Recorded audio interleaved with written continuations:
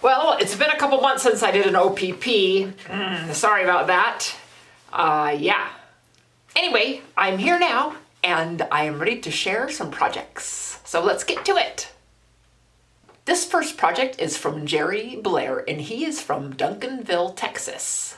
He is sharing this Angel Intarsia, which is a Bruce Worthington pattern that is called Remembrance.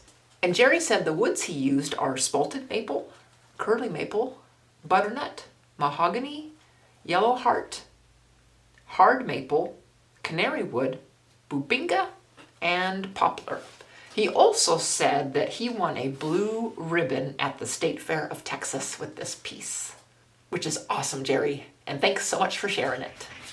These next couple of projects are from Bonnie Schwenn. She has done some fretwork ornaments and she said the pattern is from Dan Wilkens and she found them in the Scroll Saw, Woodworking and Crafts magazine Winter of 221 issue.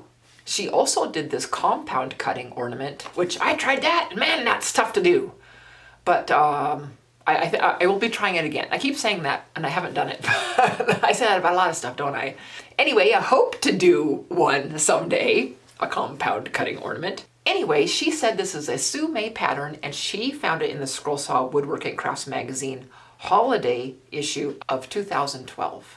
These ornaments and this puppy are Kathy Wise patterns. Bonnie said that she used padauk, walnut, and some other woods from her scrap bin, which I call mystery woods. And she said these patterns are also found in a book by Kathy Wise. Thanks so much for sharing those with us, Bonnie. And Bonnie happens to be from Avon, New York. These next couple of projects are from Jim Merrow, and they are all Judy Gale Roberts patterns. This first one is a cat in a box, and Jim said the woods that he used are western red cedar, zebra wood, aspen, and walnut. This next Intarsia is a puppy in a basket, and the woods that Jim used are western red cedar, walnut, aspen, and holly. This little dog in a shoe is made with western red cedar, poplar, walnut, holly, and aspen. And then he has these two cat projects. This first one is a climbing cat, and it's made out of aspen, paldeo, and walnut. And the second one is made with poplar, spalted maple, and walnut. Thanks so much for sharing those, Jim. Like always, it just blows me away. And it makes me want to get out there and make more Intarsia. These next couple of projects are from Phill Gavin, and he's from the UK. He made this penguin Intarsia, and it is a Judy Gale Roberts pattern. He said he used beech, oak, wenge, and ebony. He said he stained the beech black for the black parts and white for the white parts.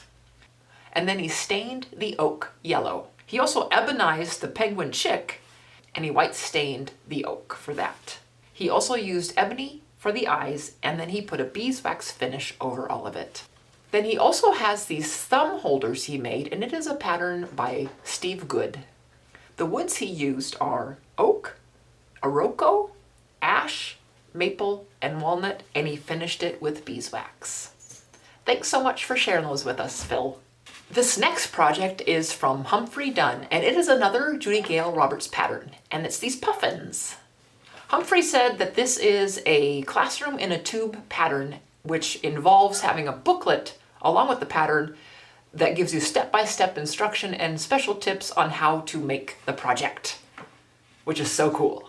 So Humphrey said he had a lot of guidance from Judy along the way. The woods he used in this project are wenge, aspen, canary wood, yellow heart, walnut, blue pine, bloodwood, ambrosia maple, ebony, spalted tamarind, spalted elm, holly, and Peruvian walnut. Wow, Humphrey, that's a lot of woods, and man, is it pretty. And just like every time I see Intarsias, it's like, I want to go out there and make an Intarsia. So thanks for sharing that with us and inspiring us. These next couple of projects are from Ron Ostromecki.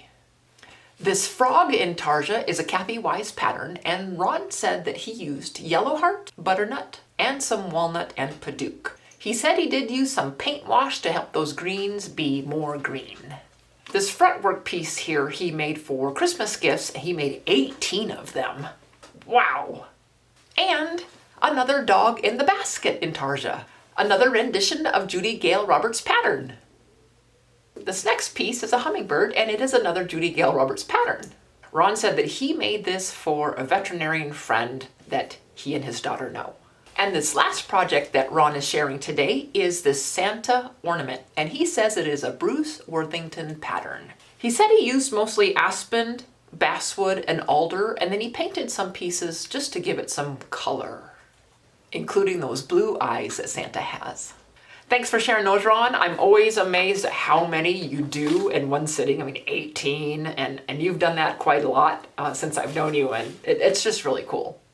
And then you give them all away as gifts. That's awesome. So thanks for sharing those. This next project is from my neighbor, Tom Pilcher, and this is a Morse code straight key. He said he purchased the plans from Jerry Howell, who was a well-known model engine builder. Tom said he used aluminum brass and stainless steel. The wood base and the knob are made out of Paduke. Tom said he made every single piece of this except for the screws that attach the parts to the base and the return spring. He says as a beginner machinist, he had a good time doing this, and he plans on using this piece for radio communications. So very cool, Tom. Thanks for sharing that with us. This next project is from Stan Marshall, aka Husband. This is a coffee table that he made out of a big slab of maple, and he has some live edge around the outside. He also cut out a circle in the center, and he put some copper resin in there, and then he put horseshoes in there and some horseshoe nails in there, and then he put a coat of clear resin over the top of that. And it looks really cool. He also made the legs for it too, which are some flat bar metal legs. He also used Total Boat tabletop resin to do all of this. And this would be a good time for me to say, if you go and buy some resin at Total Boat, just when you're checking out, a little coupon code for 10% off is size corner.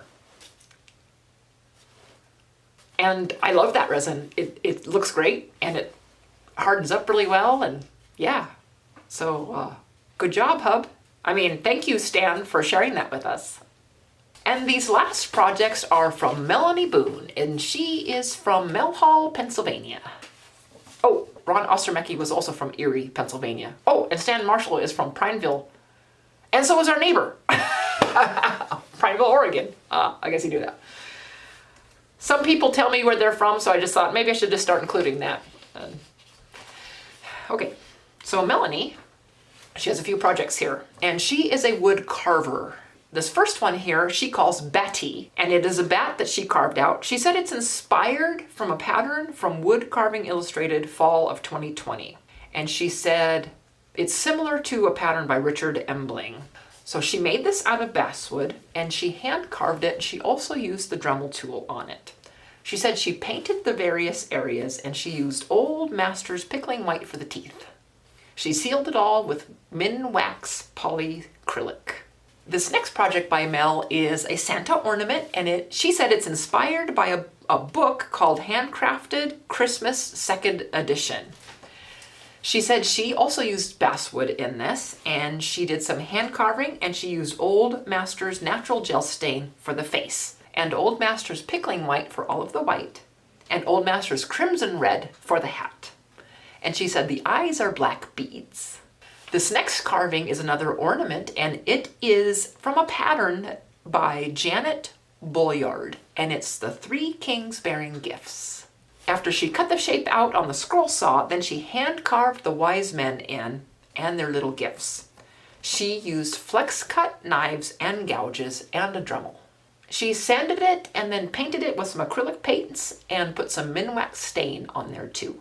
She also used some cubic zirconia crystals to put in the sky, and then she used some glitter glue to add some more glitter to the kings and to the gifts. Pretty cool. And this last project from Mel are these doves that she carved, and she carved all of these and gave them away as gifts to some people who lived in a retirement home. So very cool, Mel. Thanks so much for sharing those with us.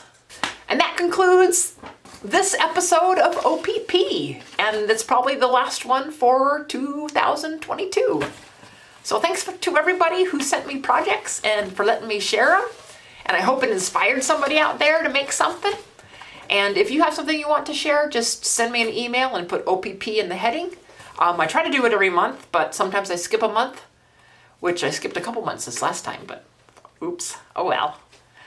Anyway, I love to see what you made, and I love to share your projects. So I hope everybody has a good rest of the winter, and we'll see you next time. Bye!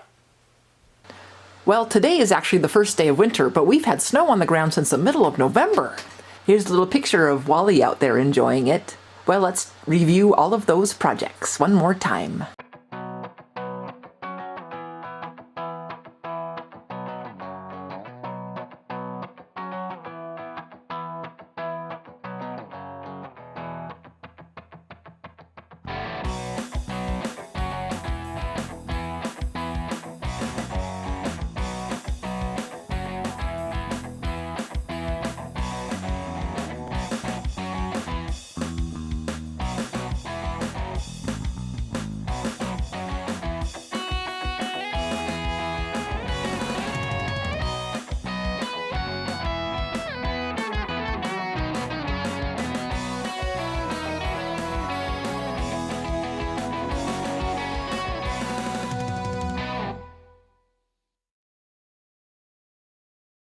He said he did use... Come on, come on, come on, come on, come on in, come on, you can do it. Come on, buddy, come on. There you go, good job, good job.